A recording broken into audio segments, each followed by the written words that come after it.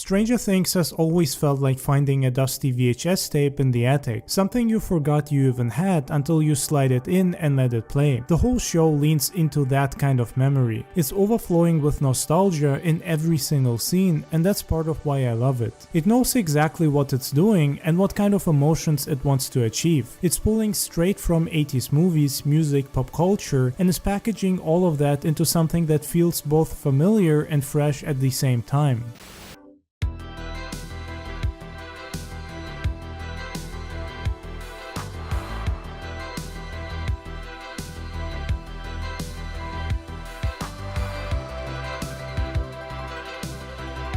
The show borrows from old stories without being ashamed of it. I see the Goonies and the group of kids on bikes and Stand By Me. I see E.T. in the way Eleven first shows up. I see bits of King, Carpenter, and Romero stitched all over the place. And instead of feeling like cheap copy and paste, it feels like someone going back to their old tape collection and saying, these were the stories that shaped me and I want to share them again. And honestly, this gives the nostalgia weight.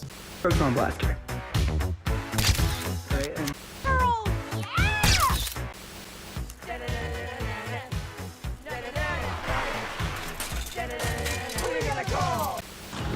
The brave, the best, the only Ghostbusters. Starring Bill Murray, Dan Aykroyd, Sigourney Weaver, Harold Ramis, and Rick Moranis. Ghostbusters, coming to save the world this summer. The spirit of Stephen King definitely haunts the show because his books, especially those that came out in the 70s and 80s, all feel like Stranger Things material. Even the characters feel wrapped up in this nostalgia, the kids with their walkie-talkies in D&D sessions, the teenagers with their mall jobs and mixtapes, and the parents who don't always know what's going on until it's too late. I think part of why it works is because those roles are so familiar. They're the archetypes from the movies and TV shows that were popular back then, but with just enough twists to make them feel fresh and original again. Let's coin up. Enter the world of the Dragon's Lair. It's big news at most arcades these days because of its unique action. The screen transforms into another dimension, and the player controls the fate of a real character whose quest is to slay the dragon. She's incredible. She's Mad Max.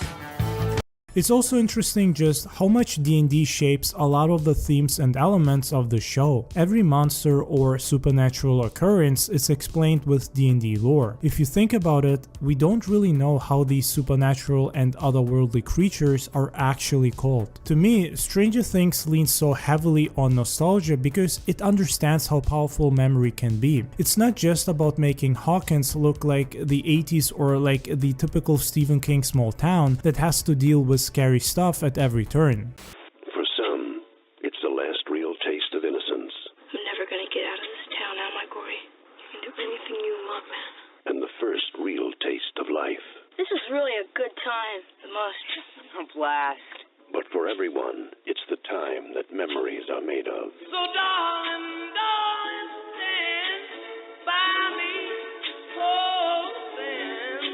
It's about how the show makes you feel when you see it. The neon glow, the sound of bikes cutting through a quiet neighborhood, or the buzz of an arcade machine. Those details stick in your head because they remind you of something, even if you didn't live through it. The show makes you believe you did. That's why Stranger Things feels so special to me, like an actual VHS tape from 1984. When I watch it, it doesn't feel like just another show that I'm binging. It's like rewinding an old tape from the 80s that somehow has all the best parts of the decade spliced into one story. A little messy, a little over the top, but packed with the kind of atmosphere that keeps you coming back. In my opinion, that's the real magic of it. It leans on nostalgia instead of dragging it down. It makes the whole thing timeless.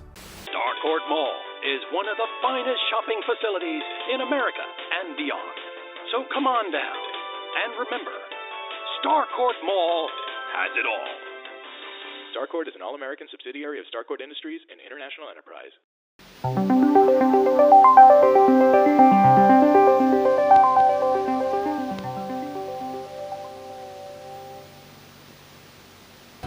I think the town of Hawkins might be the best example of this. Every shot of that place feels like a mashup of every small town from 80s movies or TV shows, like the quiet streets, the wood-paneled basements, or the rundown arcades. Even the way the houses are lit at night reminds me of the kind of movies you'd rent at the video store and end up watching on a Friday night. It's not just set dressing, it feels like they dug up pieces of old memories and rebuilt them for the screen.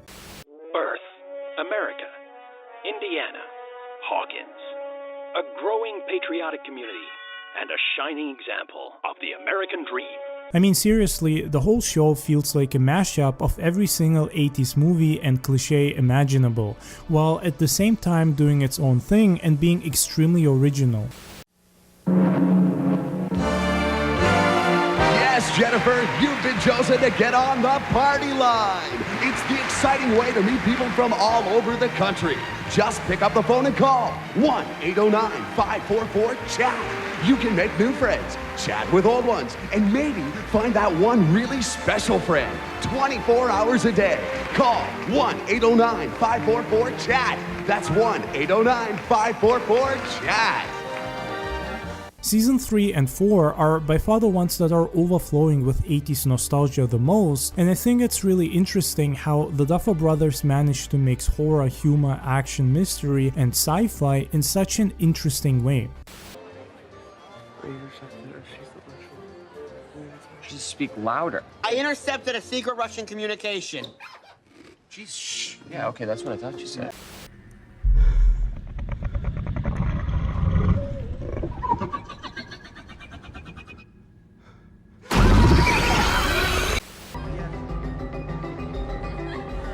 Everywhere down in the loins, right?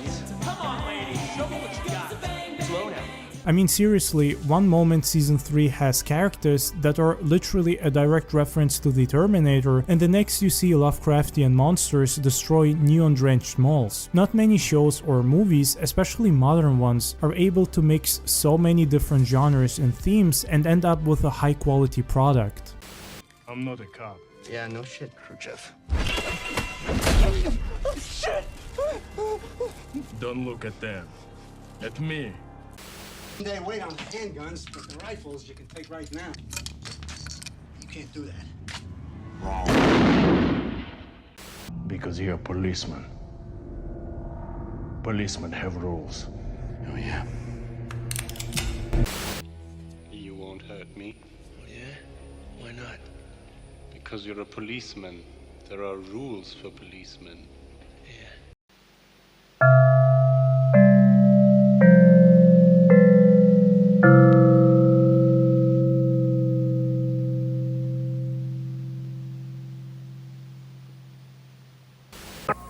Coming soon on cable, your stereo and TV unite to bring you video music in stereo 24 hours a day.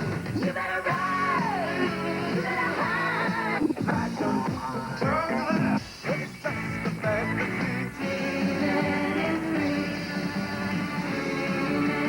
MTV Music Television in stereo. You'll never look at music the same way again. The music in Stranger Things is just as important as all the 80s Easter eggs, the story or character building, in my opinion. Every season is filled with an amazing soundtrack, be it the show's own or licensed songs from the 70s and 80s.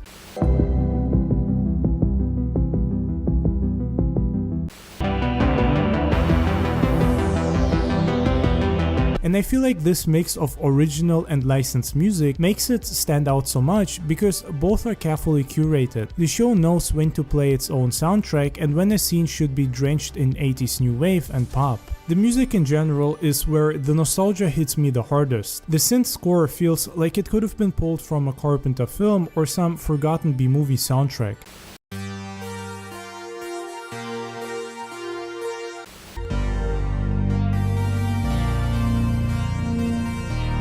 And I mean that in the best way possible. It hums under everything and makes the show feel alive in a way most modern TV doesn't. And these tracks don't just play in the background, they attach themselves to the characters, so now when I hear those songs outside of the show, they pull me right back into Hawkins. It's like the music rewired my brain, where now instead of connecting them to the real 80s, I think of the fake version created in the show and my mind jumps to Hawkins.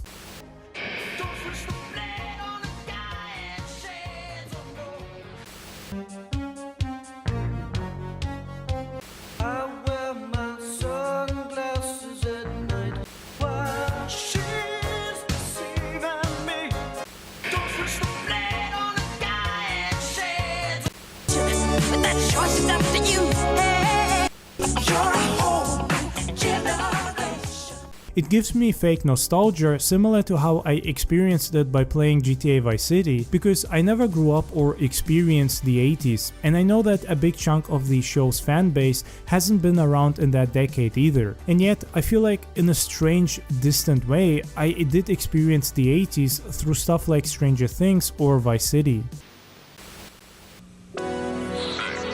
In our world of endless imagination, anything can happen.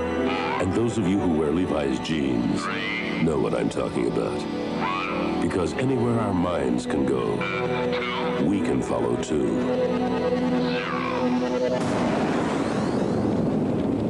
Go ahead, chase a dream in Levi's jeans.